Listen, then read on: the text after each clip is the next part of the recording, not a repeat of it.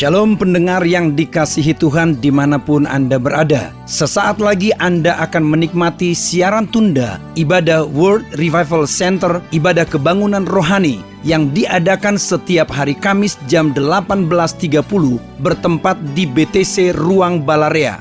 Dalam ibadah ini kesembuhan selalu terjadi, dalam ibadah ini pengurapan selalu dicurahkan. Api Roh Kudus dicurahkan sehingga banyak orang mengalami pemulihan, mengalami kelepasan dan mengalami kesembuhan serta menerima berkat Allah yang luar biasa. Kami mengundang Anda untuk hadir dalam ibadah World Revival Center setiap hari Kamis pukul 18.30 bertempat di BTC Fashion Mall, lantai P1 Ruang Balarea. Selamat menikmati siaran tunda ini. Tuhan Yesus memberkati. Selamanya dunia berputar, tak selamanya dunia berputar, namun kasih-Mu kekal selamanya. Janji-Mu Tuhan tak pernah berubah. Sama-sama angkat tangan. Selamanya, selamanya ku cintai.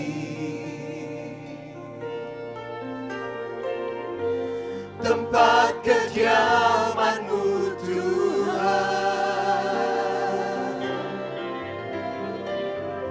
selamanya ku kagumi. Kasih-Mu tiada batasnya, takkan pernah Kau ku ingkari. Kasih-Mu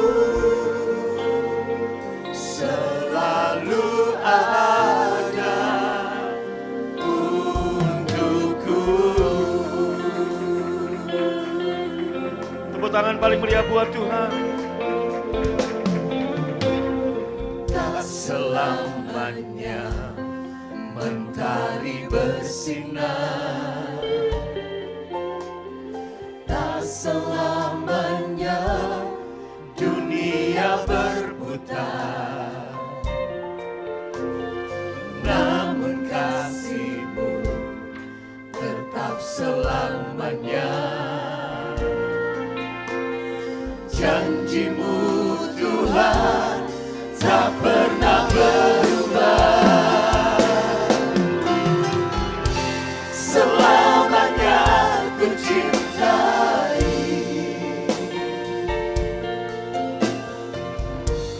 Tempat kediaman-Mu Tuhan,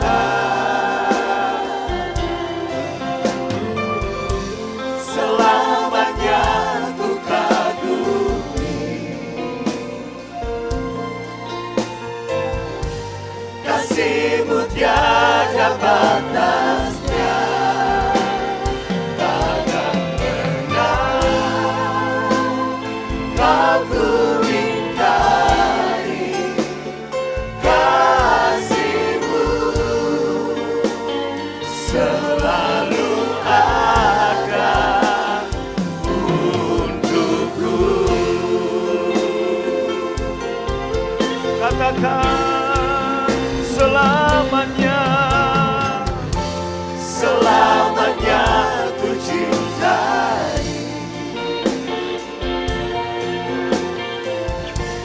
Tempat kediaman-Mu Tuhan, selamanya ku kagumi.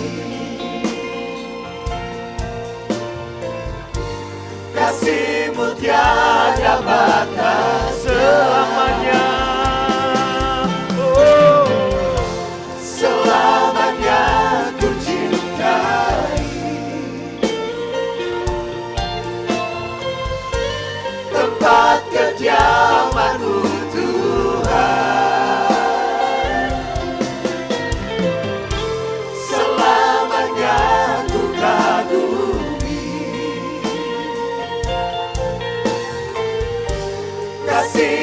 tiada batasnya, takkan pernah kau ingkari kasih-Mu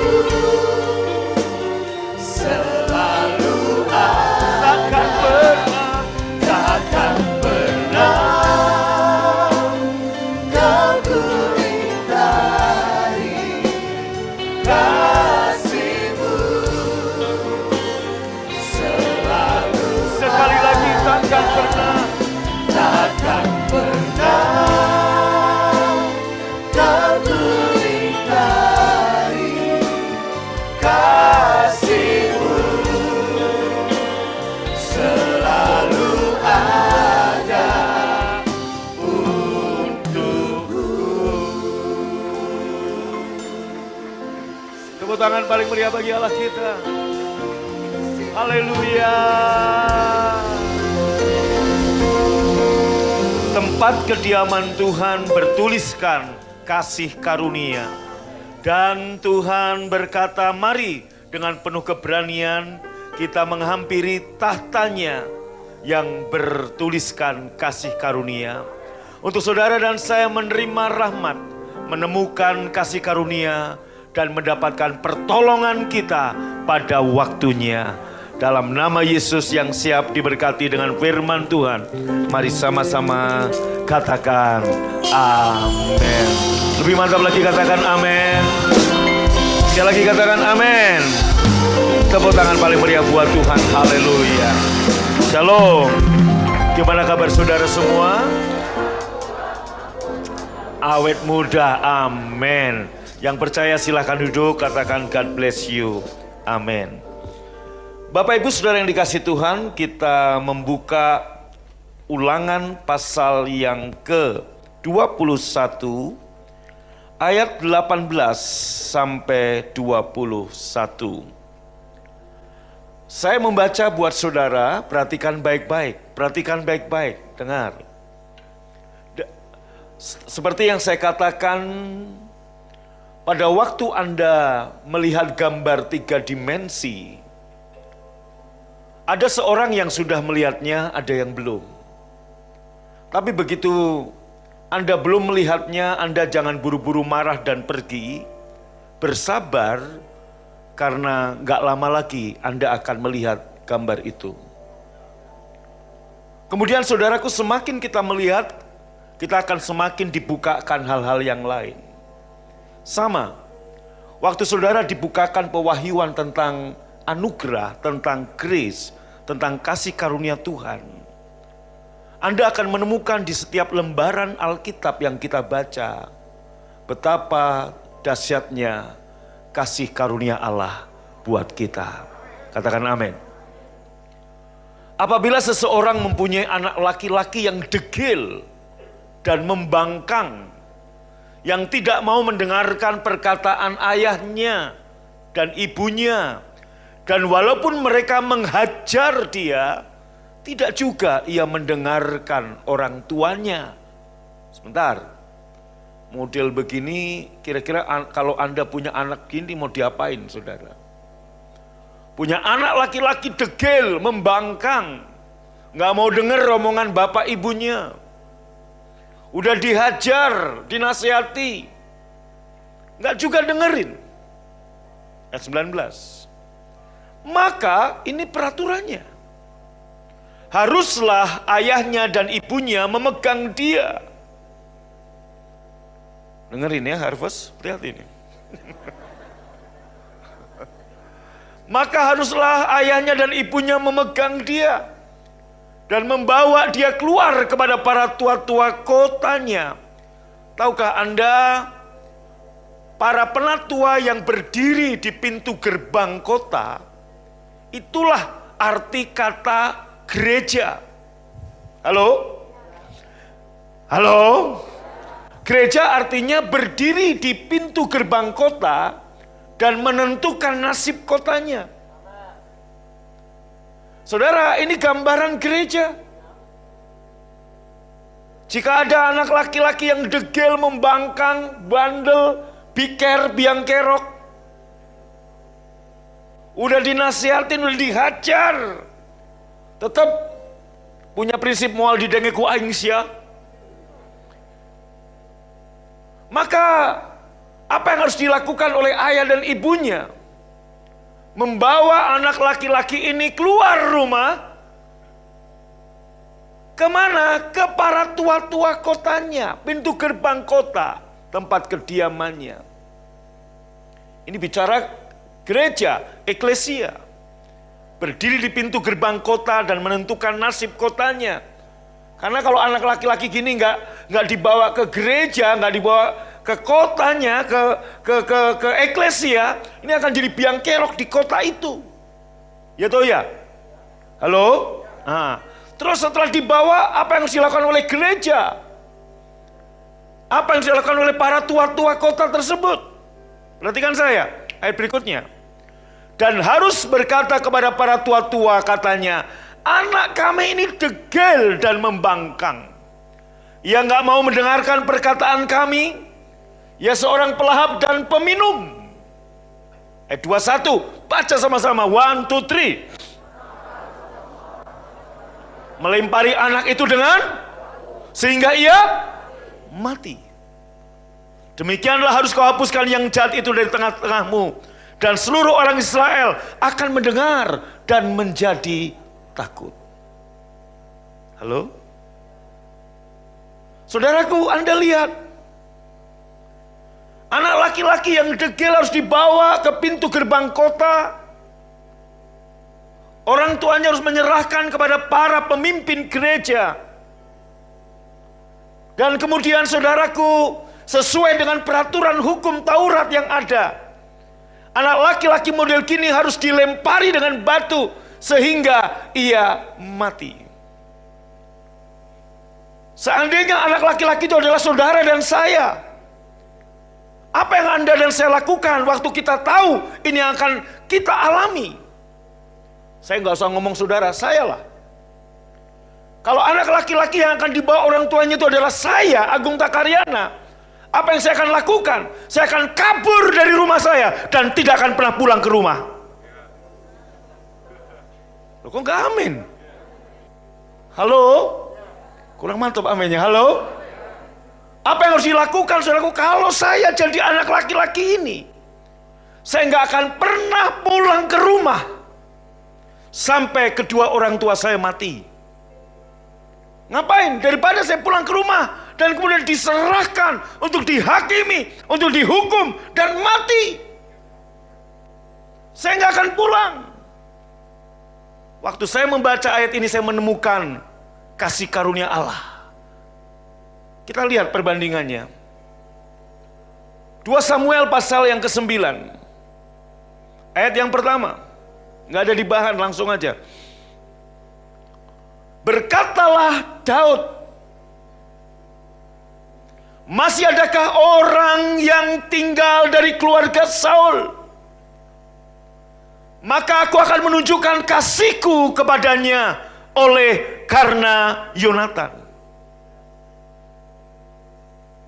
Ayat yang kedua Anda baca.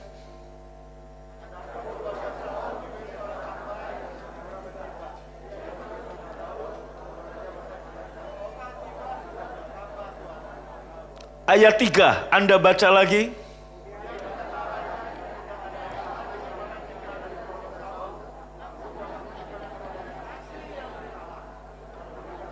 Iya. Ayat 3 saya baca versi FAYH. Versi VMD. Daud mengatakan, apakah masih ada yang hidup dari keluarga Saul? Aku hendak menunjukkan kebaikan Allah kepadanya.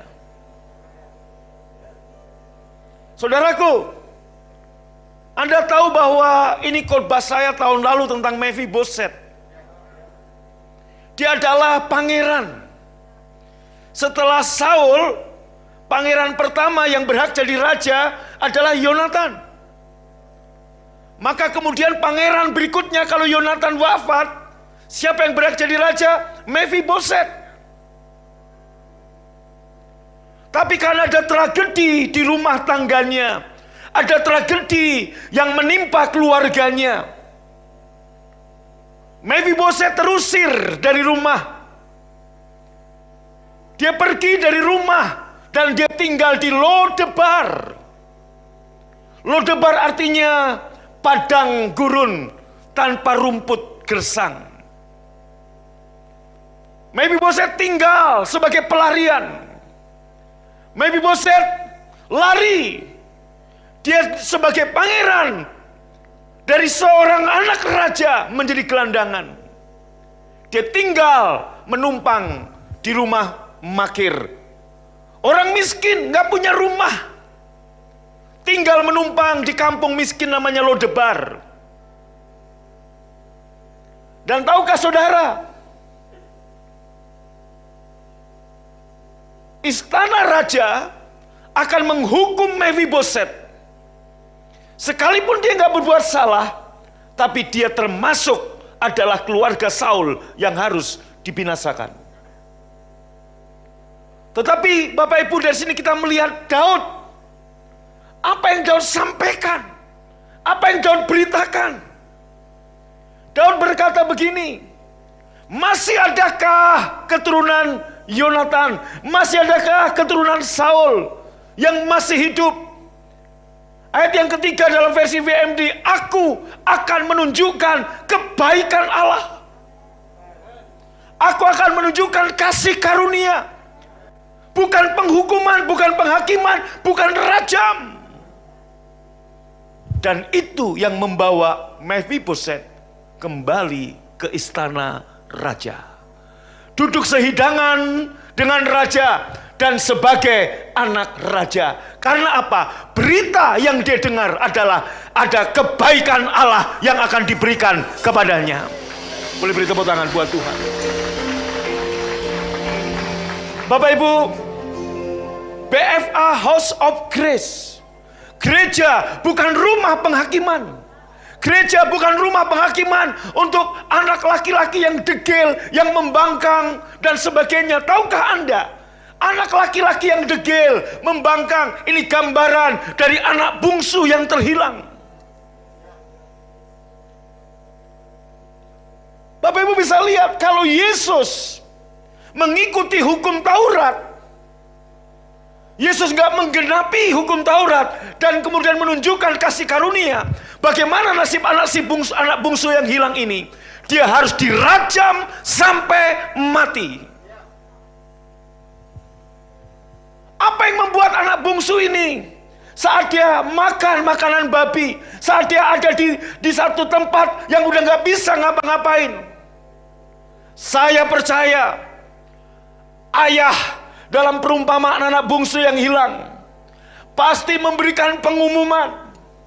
Dia pasti akan berkata, sampaikan kepada anakku yang hilang, sampaikan pada anakku bungsu yang degil, yang membangkang, Bapa dengan kasih menunggu dia untuk pulang. Tahukah Anda apa yang membuat anak bungsu ini kembali pulang ke rumah bapaknya? Kasih. Apa yang diingat oleh anak bungsu ini tentang rumah bapaknya? Kasih. Apa yang membuat anak ini berubah? Kasih. Apa yang membuat anak ini kemudian pulih kembali? Kasih karunia Allah. Itu yang membuat dia pulih. Boleh beri tepuk tangan bagi Tuhan. Amin. Tahukah saudara, di zaman atau di era di dunia yang hari ini serba berita-berita ketakutan, berita-berita penghukuman. Bahkan banyak orang akhirnya, saudaraku, nggak berani ke gereja karena gereja mengatakan bahwa COVID-19 adalah bentuk hukuman Tuhan buat umatnya. Saya mau katakan, Tuhan tidak menurunkan COVID-19 untuk menghukum umatnya. Tuhan tidak memberikan wabah yang menular untuk menghukum umatnya.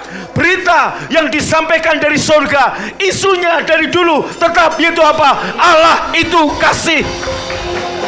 Dia mengasihi saudara dan saya. Katakan amin. Saudaraku, kalau maka Anda lihat waktu Yesus berkata tentang perumpamaan dalam Lukas, dalam satu pasal itu ada 3 perumpamaan yang hilang, dirham yang hilang, domba yang hilang, anak yang hilang. Dan semua berbicara tentang apa? Isunya kasih. Jika ada domba yang terhilang, maka gembala akan meninggalkan yang 99 ekor untuk mencari domba yang terhilang. Terhilang mungkin karena bandel, bisa. Ada domba yang terhilang karena bandel. Ada domba yang terhilang karena apa? Kenakalannya sendiri. Ada domba yang terhilang karena apa? Keluar dari kawanan.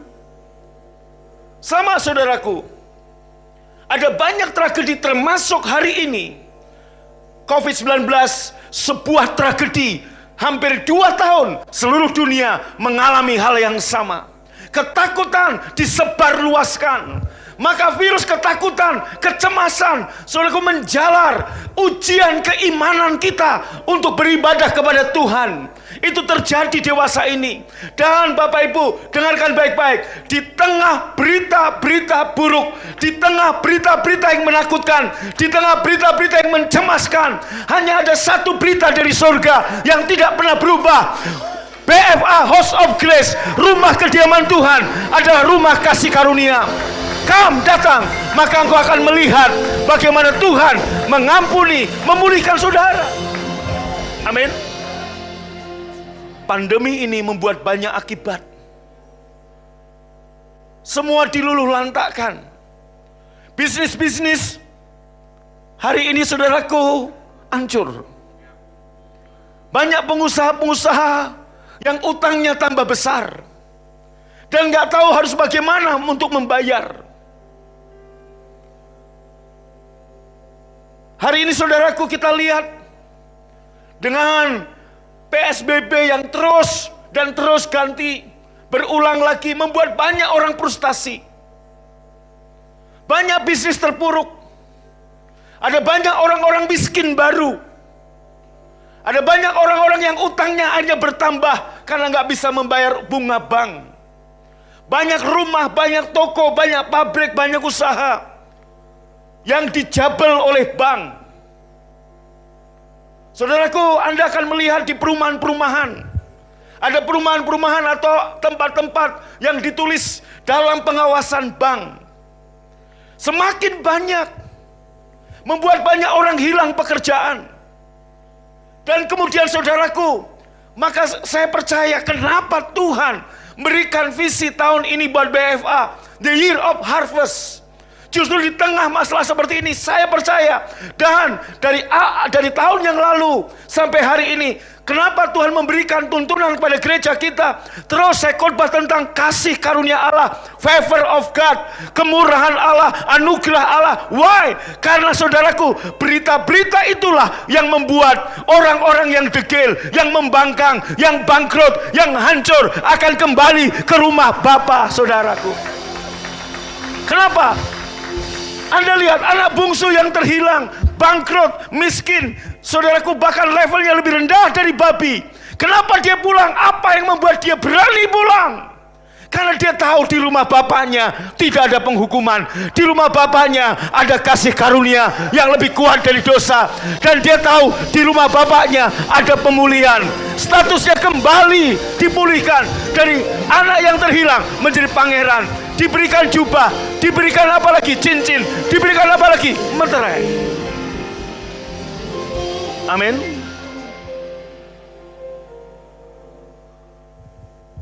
Seandainya Bapak yang ada dalam Lukas 16 tersebut akan membawa anak yang degil dan pembangkang ini ke pintu gerbang kota dan melempari anak ini dengan batu sampai mati, izinkan saya bertanya, apakah anak ini akan pulang? Tolong jawab, apakah anak ini akan pulang? Dia akan pulang nunggu bapak ibunya mati.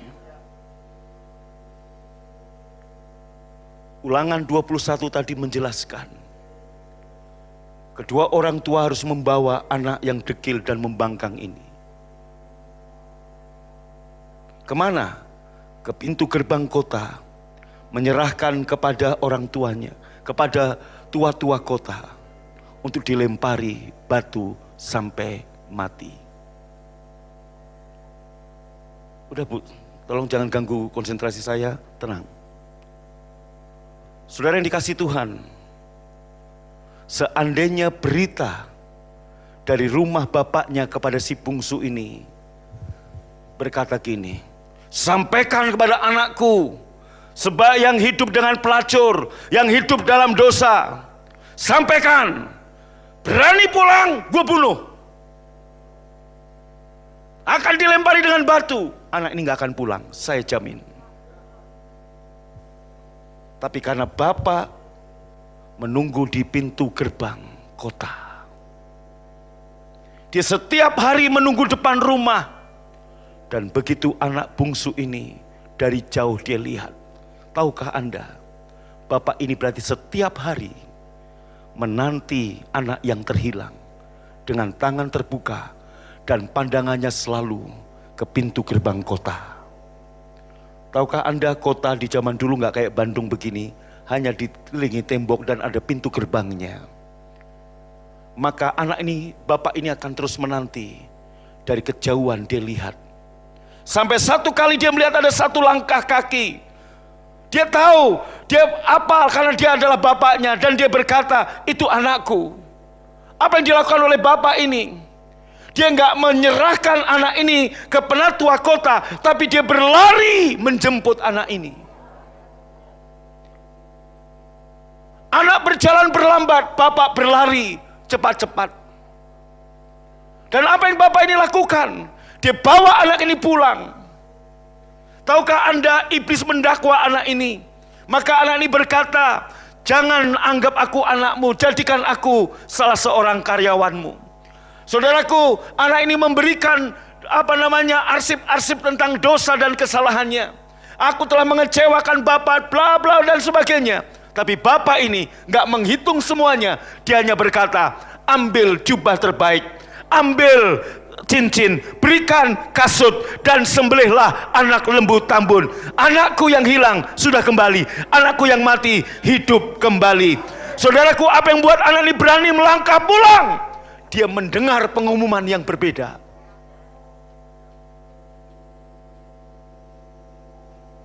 Dia mendengar pengumuman yang berbeda.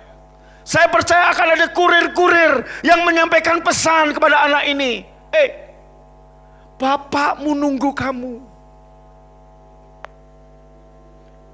Tentunya anak ini akan berkata, kalau aku nanti kesana aku akan mati. Enggak. Bapakmu akan menerima kamu apa adanya. Apapun keadaanmu, miskinkah kamu, sakit-sakitankah kamu, bangkrutkah kamu, bapakmu tetap menganggap kamu adalah anaknya.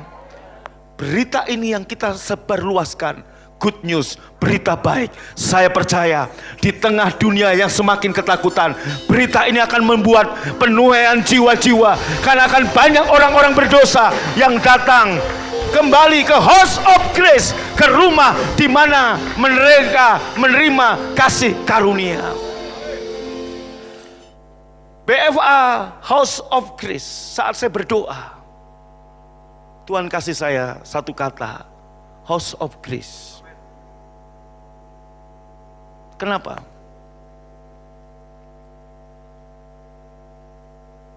Tuhan bilang begini, gereja bukan tempat untuk menghakimi. Gereja bukan tempat untuk menghukum. Gereja bukan tempat untuk melempari orang dengan batu. Anak yang degil, membangkang. Di dalam Ulangan 21 tadi, harus dilempari batu sampai mati. Tetapi dalam Lukas 16, itulah rumah kasih karunia. Saudaraku, anak bungsu lebih parah dosanya daripada anak yang membangkang yang masih ada di dalam rumah. Anak bungsu yang terhilang ini lebih parah dosanya. Dia bukan hanya membangkang, dia pengen bapaknya cepat mati, dia minta warisan. Tahukah Anda, hari ini di tengah berita-berita entah benar entah tidak, semua menakutkan. Gereja harus menyuarakan suara yang berbeda. Pak, tapi ada pendeta bilang pandemi COVID ini dari Tuhan. Biarin, itu urusan dia. Tapi yang jelas saya mau katakan, kalau Anda baca Alkitab, Anda harus punya filter. Yang pertama, siapa yang berbicara? Yang kedua, kepada siapa ayat itu berbicara? Saya kasih contoh. Ayub berkata kepada istrinya, macam perempuan gila kau. Kamu hanya mau menerima yang baik dari Tuhan, gak mau menerima yang buruk. Dan banyak hamba Tuhan mengutip ayat itu sebagai inilah firman Allah. Saya katakan itu perkataan Ayub. Maka dalam pasal yang terakhir Ayub berkata, dalam kebodohanku aku berkata yang tidak-tidak, hari ini aku mencabut perkataanku, aku bertobat, aku duduk dalam debu dan abu.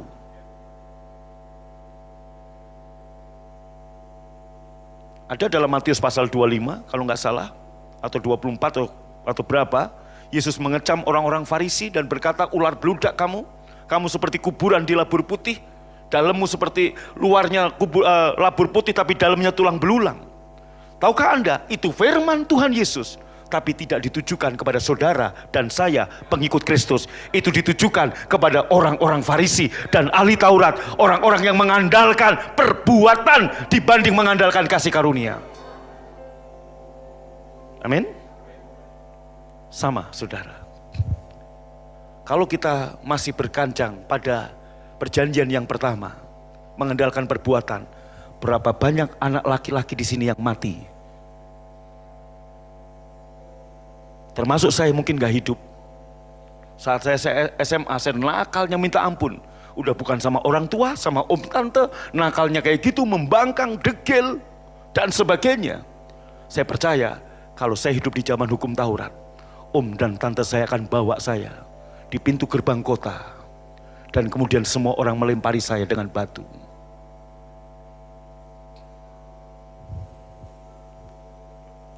Bapak Ibu yang dikasihi Tuhan, saya tutup dengan ayat ini. Roma 1 ayat 16. Sebab aku punya keyakinan yang kokoh dalam Injil. Karena Injil adalah kekuatan Allah yang menyelamatkan setiap orang yang percaya. Pertama-tama orang Yahudi tetapi juga orang Yunani. Setiap orang yang percaya akan diselamatkan oleh berita Injil. Dalam versi yang lain dikatakan Injil ini adalah kabar baik. Injil ini adalah kasih karunia, Injil ini adalah kabar kesukaan. Maka dalam Roma 10 ayat 17, bagaimana setiap orang bisa percaya? Jadi iman timbul dari pendengaran dan pendengaran oleh firman Kristus. Dalam versi EBHYH dikatakan, saudaraku, kalau nggak ada nggak apa-apa, saya akan baca bagi saudara Roma 10 ayat yang ke-17. Roma 10 ayat yang ke-17, sebentar, sabar. Roma 10 ayat yang ke-17, versi FHYH. Jadi iman timbul karena menerima berita kesukaan itu, yaitu berita kesukaan tentang Kristus. Amin. Saudaraku, iman timbul dari pemberitaan berita kesukaan tentang Kristus. Berita kesukaan, ingat, satu kali Paulus berkhotbah di satu kota, kalau nggak salah Listra namanya, dan didapati ada seorang yang dari lahir lumpuh. Saudaraku, saat Paulus berkhotbah, Paulus melihat orang ini punya iman untuk disembuhkan. Maka apa yang Paulus katakan kepada orang yang lumpuh dari lahir ini? Paulus berkata demikian, karena dia melihat ada iman di orang laki-laki ini. Dia berkata, hari ini berdirilah dan mulai berjalan. Dia membantu laki-laki ini untuk berdiri dan berjalan.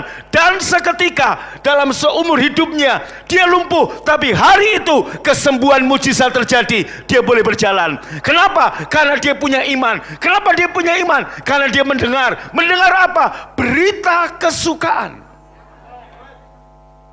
Injil, kabar baik. Itu yang membuat orang punya iman kepada Yesus. Saudaraku, sama anak bungsu yang terhilang. Kenapa dia punya iman untuk kembali ke rumah bapaknya? Dan dia tahu dia nggak akan dihukum. Dia tahu dia nggak akan dirajam. Karena dia mendengar ada berita kesukaan yang keluar dari House of Grace, dari rumah bapaknya. Pulanglah, pengampunanku jauh lebih besar daripada dosa-dosamu. Katakan amin. Hal yang sama malam ini, dimanapun saudara berada, baik yang onsite maupun online, dengarkan baik-baik. Saya beritakan kepada saudara, Injil kabar baik. Ini adalah kekuatan Allah, bukan hanya untuk menyelamatkan Anda saja, tapi kekuatan Allah untuk menyembuhkan saudara dari sakit penyakit apapun. Kekuatan Allah untuk Anda menang dari COVID-19. Kekuatan dari Allah untuk Anda menang atas krisis ekonomi yang terjadi akibat pandemi. Kekuatan dari Allah untuk Anda menerima mujizat-mujizat dari surga. Inilah berita kabar baik. Ada kasih yang lebih kuat daripada sakit penyakitmu. Ada kasih yang lebih kuat daripada dosa-dosamu. Ada kasih yang lebih kuat daripada pembangkangan saudara. Itulah kasih Allah. Amin. Dan saat engkau punya iman, engkau percaya. Saudaraku, kenapa banyak orang nggak punya iman? Karena gereja tidak mengkhotbahkan kasih karunia Tuhan. Kalau gereja mengkhotbahkan Ulangan 21, ini yang akan terjadi pada anak yang membangkang. Saya percaya gak akan ada penuaian. Yesus dalam pemberitaannya, maka banyak orang berkata, apa yang Yesus ajarkan berbeda dengan ahli-ahli Taurat dan orang Farisi. Yesus mengajarkan kasih. Anda lihat anak membangkang harus dirajam sampai mati. Yesus mengajar sebuah perumpamaan. Anak yang lebih dari membangkang, bahkan hidup dalam pelacur, tangan Tuhan tetap terbuka. Kasih karunia, kasih favor of God, kemurahan Tuhan, kemurahan dari Bapa inilah yang mengubah kehidupan anak bungsu ini. Hal yang sama, kasih karunia yang engkau dengar akan mengubah engkau bermetamorfosa setiap hari. Yang sakit pun, waktu engkau mendengar berita kesukaan, imanmu timbul, kesembuhan terjadi malam ini. Dimanapun engkau berada, dimanapun saudara berada, termasuk waktu engkau dengarkan baik-baik. Saudaraku, Mephiboset dari seorang pangeran, dari seorang anak raja, terusir menjadi orang miskin. Tapi saat dia mendengar kasih karunia, dia berani melangkah ke istana Daud. Ayat yang ke-6 kita lihat dalam 2 Samuel 9. Dan Mephiboset bin Yonatan bin Saul masuk menghadap Daud. Ia sujud dan menyembah, kata Daud. Mephiboset, jawabnya, inilah hamba Tuanku. Mephiboset bin Yonatan bin Saul tentunya dengan gemetaran dia menghadap istana kasih karunia, tahta kasih karunia, tahta Daud. Untuk Mephiboset bertuliskan kebaikan Allah, bertuliskan favor of God untuk Mephiboset. Maka Ibrani 4 ayat 16 berkata, jangan dibaca, mari datang dengan penuh keberanian, menghampiri tahta kasih karunia, untuk Anda dan saya menerima rahmat, menemukan kasih karunia, dan mendapat pertolongan pada waktunya. Ayat yang ke-7 dikatakan, kemudian berkatalah Daud, jangan takut. Bapak Ibu dimanapun Anda berada, kasih Tuhan terbuka untuk saudara. Kemurahan Tuhan terbuka untuk saudara malam ini. Jangan takut.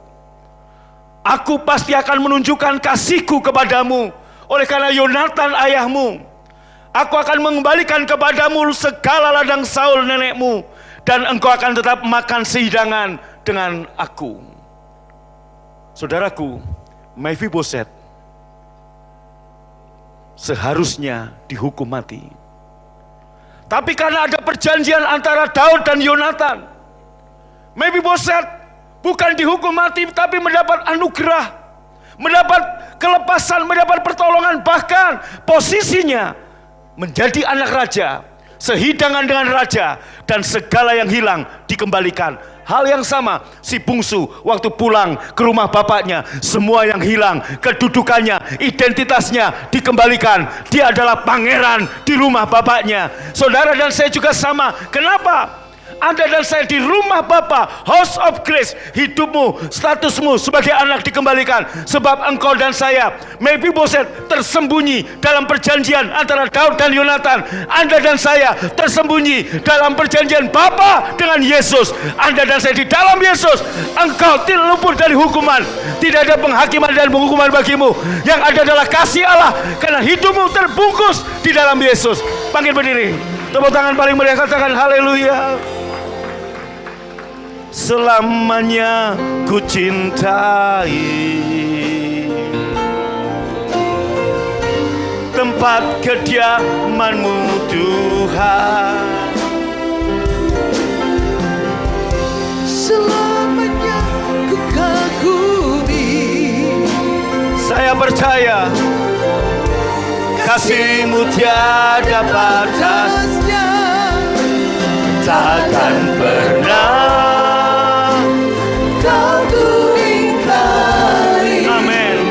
Kasih-Mu selalu ada untukku. Angkat kedua tanganmu, katakan sama-sama, oh, Selamanya ku cintai tempat kediaman-Mu Tuhan. Selamanya ku kagumi. Kasih-Mu tiada batasnya, takkan pernah kau ku ingkari. Kasih-Mu selalu takkan pernah, takkan pernah kau ku ingkari. Kasih-Mu selalu ada. sekali lagi, Takkan pernah kau ku ingkari. Kasih-Mu selalu ada untukku.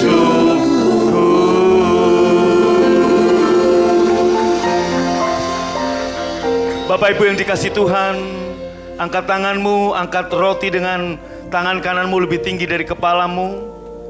Malam ini karena tubuh dan darah Yesuslah engkau dan saya kembali ke rumah Bapa, House of Grace.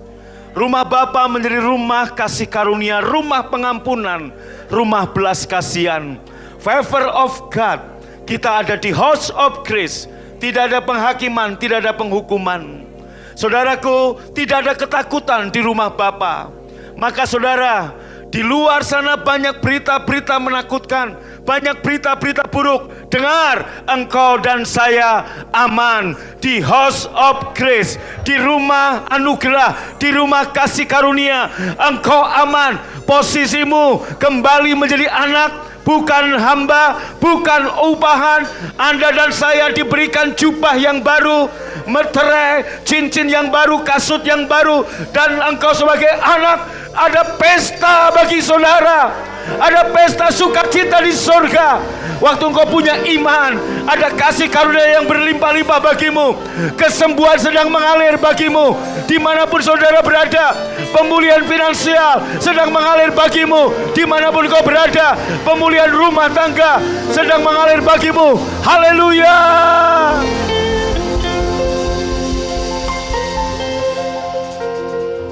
Yang di rumah, mari angkat roti dengan tangan kanan semuanya.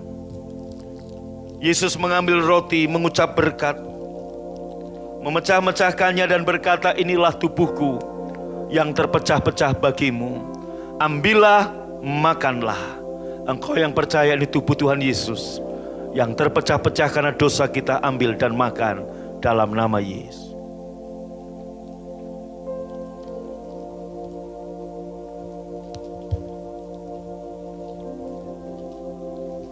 Mari angkat cawan dengan tangan kanan saudara. Tuhan Yesus mengambil cawan, sudah makan, memberikan pada murid-muridnya.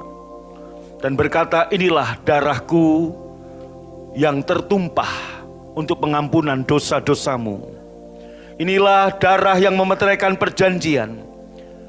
Sehingga Anda dan saya tersembunyi, terbungkus di dalam perjanjian. Inilah yang membuat saudara dan saya menerima favor, menerima grace, menerima kasih karunia. Seperti Mephiboset tersembunyi dalam perjanjian Daud dan Yonatan. Saudara dan saya tersembunyi dalam perjanjian Bapa dan Anak. Engkau yang percaya ini darah Tuhan Yesus, ambil dan minum dalam nama Yesus. Haleluya. Naikkan syukur saudara.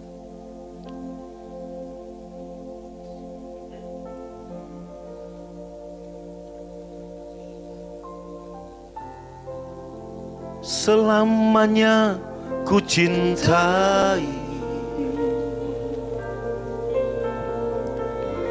tempat kediaman-Mu Tuhan. Selamanya ku kagumi kasih-Mu tiada batasnya. Takkan pernah kau ku ingkari kasih-Mu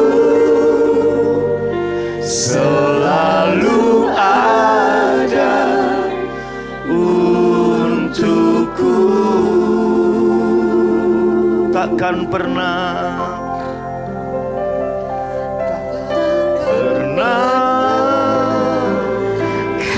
ku ingkari kasih-Mu selalu ada. Sekali lagi, takkan pernah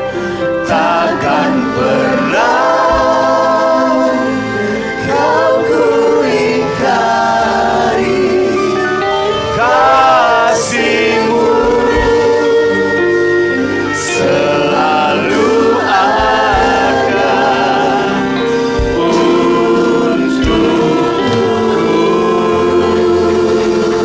Somebody shout haleluya.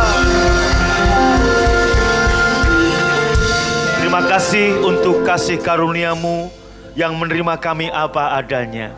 Bapak Ibu yang dikasihi Tuhan, dengar, iman timbul dari pendengaran akan firman Kristus. Kristus, berita kesukaan itulah yang membuat saudara punya iman. Malam ini dengar baik-baik, kepercayaan yang benar menghasilkan hal yang benar. Anda mesti mendengar berita kabar kesukaan yang membuat engkau tidak takut, yang membuat engkau bersuka cita, yang membuat engkau tidak terdakwa, yang membuat engkau tidak merasa dihakimi.